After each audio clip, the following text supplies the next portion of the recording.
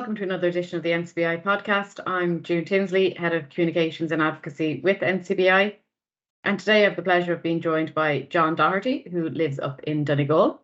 And very welcome, John, on this cold morning. I hope everything is well with you. Thanks, June. Good. I suppose, as I always begin, just to ask you to tell our listeners just a little bit about yourself, please. Well, I'm John Doherty from Donegal. I've been living there all my life. I currently, I suppose, education-wise, I currently hold a degree in business administration from ATU Donegal, as it is now. And I'm currently studying a master's in disability studies. Not sure how that's going to go yet, but yeah, hopefully, I'll see if I'll make a decision at the end of the year. But hopefully, yeah, it's going okay so far. Fair play to you. Is it a 1 year or 2 year? But, no, it's actually a 3 year. So it's 3 year. It's 1 year is the cert, something like that. No, and then next year is the diploma, and then the third year is the masters. But I don't know. It's something that'll keep going. It wasn't what I really was expecting, but I'll stick with it for this year anyway. I got like a scholarship to do it. So fabulous. And is it done remotely, or are you in campus? Most of it's done remotely, and then we're meeting in the campus on the 18th of February. I'm going around there for a day. So, but most of it's done remotely, yeah, because it's done in the evening times. Okay. But do you find that that's a bit of a challenge to get to know other students because it's done remotely? Yeah, that can be a challenge. Yeah. I haven't got to meet any of the students yet, so yeah, that can be a challenge when everyone's from all over the country. Yeah. Yeah, exactly. But best of luck with meeting up on February. I'm sure there's some kind of project assignments as well, so you'll be doing things in groups as well. Yeah. Fair play to you. I suppose just if you could tell the listeners kind of what kind of supports from NCBI you have availed of over the years. Well, I've been using Braille for most of it, not as much as I used to, but yeah, I've been using Braille for most of my life, so I've always got support from there, and that side of things, and I've always used a cane. So yeah, I would have got those sort of things, or various little gadgets and things, various little things that I would use around the house, and I've always got them from the NCBI. But I suppose I would have got assistance with technology as well. So like joining the virtual technology clubs, and I've been able to get engaged with that. And then some cases maybe with the advocacy supports as well. I've heard of a few things happening through all of that. So yeah, mostly that type of thing really.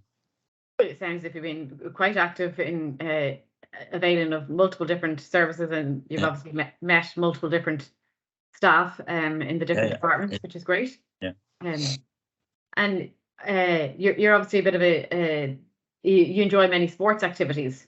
So tell us about your involvement in blind soccer and park run.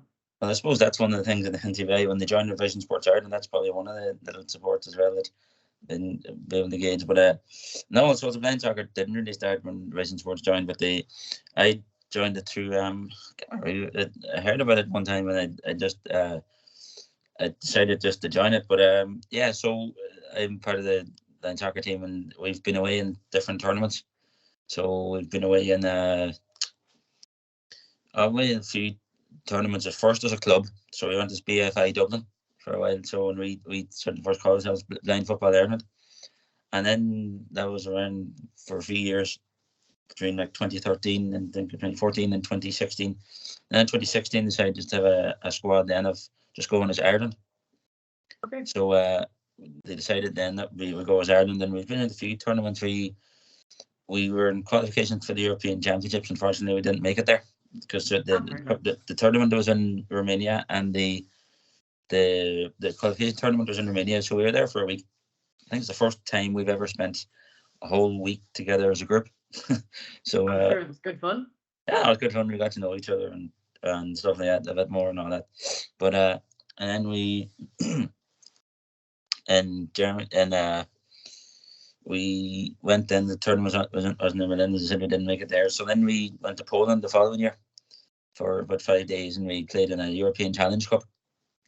So yeah, so that was a good experience just for me personally, because when I first moved home, I didn't really have many friends, and it was very hard to meet other blind people. A lot of blind people live in Donegal. They tend to be older. Yes.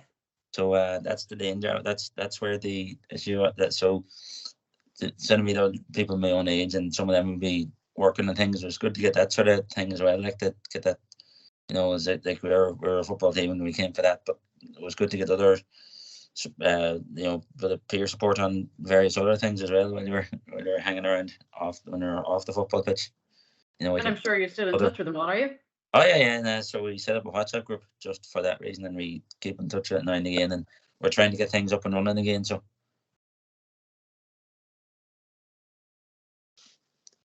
And will you be doing any tournaments in the near future? Do you know? I'm not 100% sure now. We had a few things planned for 2019 and they didn't come off, and then we had booked a number of sessions just locally around for Dublin, and then COVID hit. So so we haven't been back since, but we're hoping to get back now. We're planning a few meetings and it hasn't really materialized yet. So hopefully, hopefully we do get back now. I'm looking for a few players as well. So. Fair play to you. And you've also been involved in the park run. Is that done more locally in Donegal? Yeah, so that's actually something I got through. Somebody from the local community resource worker in NCBI.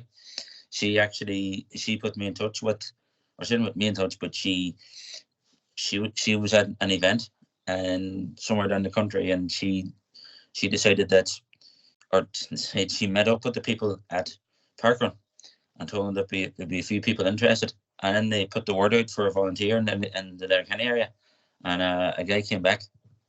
I came back and basically it turns out they know each other, and then it just works from there. So he got in touch with another guy who was friends with a few visually impaired people through his time at college a number of years ago, and but the two of them, they started it off, and then just more people just decided they wanted to do it. So these two guys, they started off, they're both triathletes, so it worked out really well that way. They were into the whole running. They're even talking about there was supposed to be like a small, like a try event in April 2020. And obviously that didn't come off.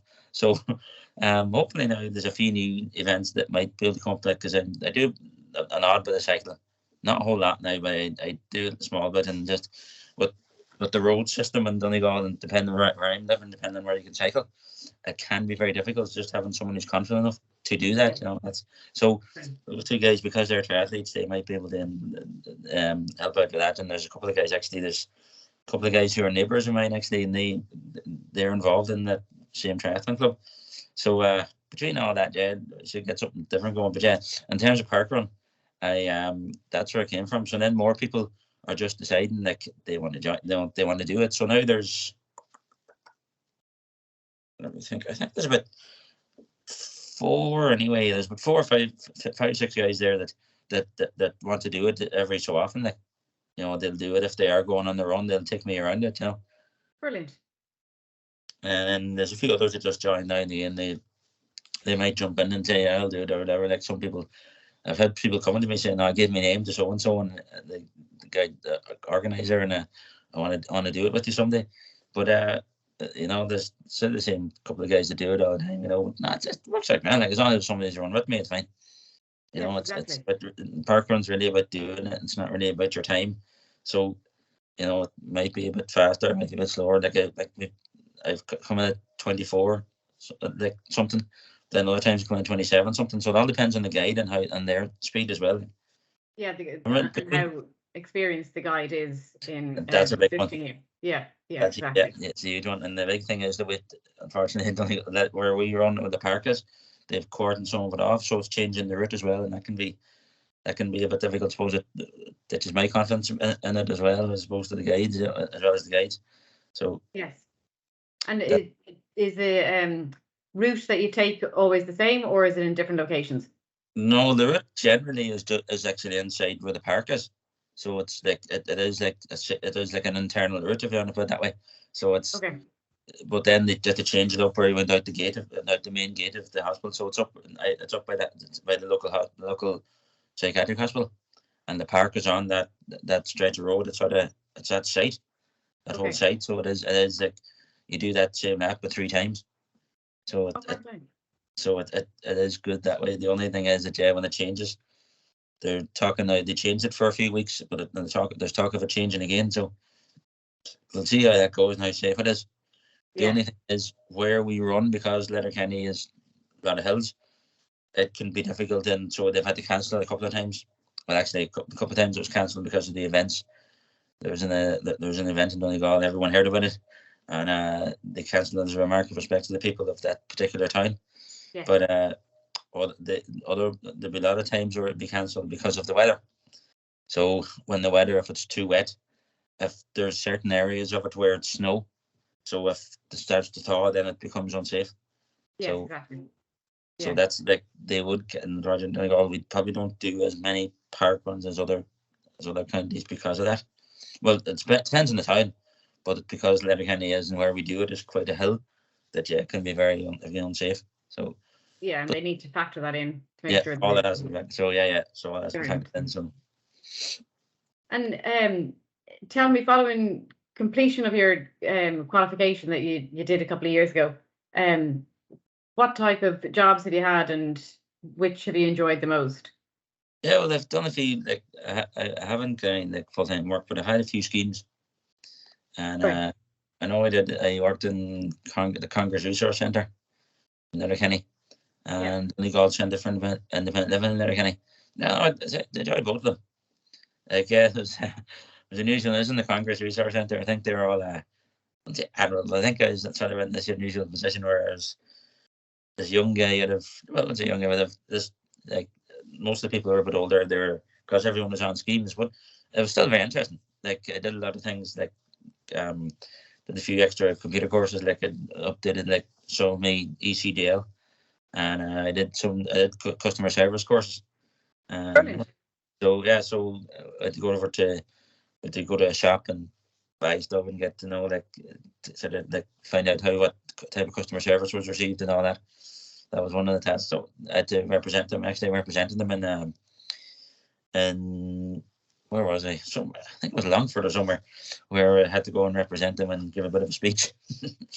So it was a bit of fun, but no, it was all good. And do you know what you would like to do when you complete this postgrad? I would probably like to maybe work for the councils and become like an advisor. But it's not what I was expecting. I'll say I will keep this year, do it for this year, but I'll see where it goes next. So I don't want to hold my hopes and saying I'm going to complete this, but if I get the cert, I'll see where it goes. But I'm hoping that I can become an advisor to the councils or because now it's in disability studies. Yes, exactly.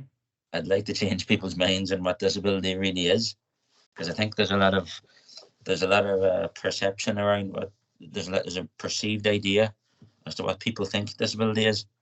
Yep. And I think we might be going the other way now to the way we were, give or take 30, 40 years ago, where disabled people were thought of those who can't do anything to those who can do everything, but the facility, the thinking around how they can do it isn't there. Yeah. So I think of things that especially for other employers, which is probably why there's a high rate of unemployment among the disabled community in Ireland, is that I think a lot of employers have this, that when especially like maybe the vision impaired in particular, when a vision impaired person goes into a place, they think, oh yeah, this guy or this girl can do anything because they're using their technology the same as I am, but they're not thinking about how are they using it. Where's our role in all of this? So I think that's, when it comes to the security systems and all that, everything now is about security, and how when you set something up, every time it updates, it tends, it's all about internal systems. True. And that's where the big issue is, that, how do we adapt those internal systems to working with Alexa JAWS or Zoom text or whatever the other whatever systems are out there. Like the switch controls or any of those things, and how do we do that? Yeah, I think there's a whole area there. So I wish you all the best of luck in trying to pursue that, because certainly, as you rightly say, for the people who are blind or vision impaired, there is a very low employment rate. Only 24% of people are in employment, and possibly a lot of it is down to employers making assumptions and judgments that are false about what people's skill sets are and capabilities are. And I do think there's a lot of work to be done in that space. And have you found that with some of the employers that you worked with, that you kind of possibly surprised them by what you were able to do? I don't know that. Yeah, I've seen. There is a bit of that. Yeah, that I think a lot of people are. Yeah, depending on the age there. Like a lot of people, don't realize what's out there.